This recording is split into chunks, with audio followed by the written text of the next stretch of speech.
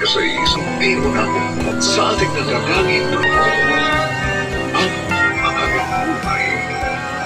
Dito pa rin sa #1 radio station, DZRH. Una sa Pilipinas, una sa Pilipino.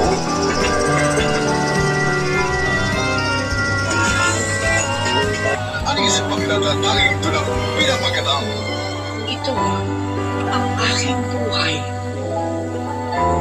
Ang bawat nilalang ay may tinutupad na ininukit na kapalaran.